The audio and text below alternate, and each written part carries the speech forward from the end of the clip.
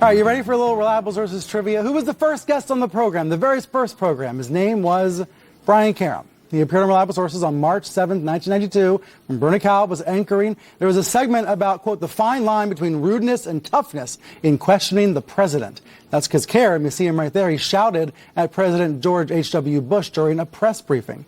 Now, at the time, Karem was a reporter for KMOL-TV in San Antonio, and he was fired for the incident. That's why he was on Reliable Sources then, and now he's with us for the final episode. Brian Karem is the author of the book Free the Press and the host of the podcast Just Ask the Question. So, Brian, my question for you is, gosh, you haven't aged a day. Look at you. How did you do that? Thanks. No, that's not my question. My question is, you've heard the guests this hour. What do you want to add to the conversation about what journalists need to be doing today and in the years to come?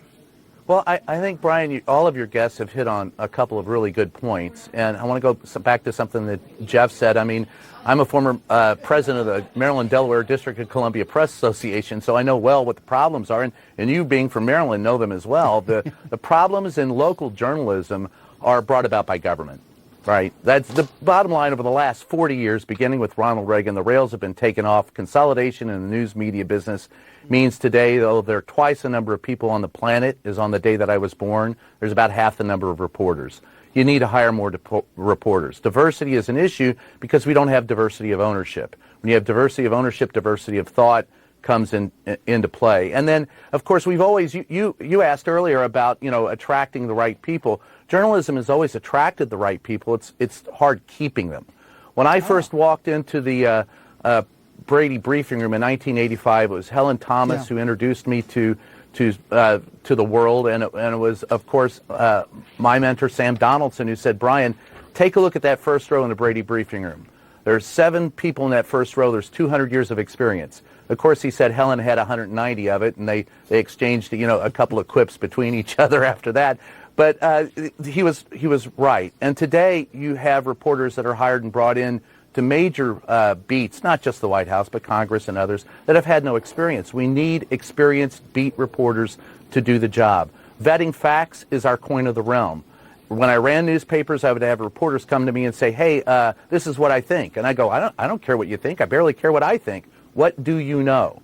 Vetting the facts and framing them and putting a narrative out there that frames the facts in a useful way so that people can use the information is the chief problem that we have today. And it's what we will face going forward. And I think the future actually is bright.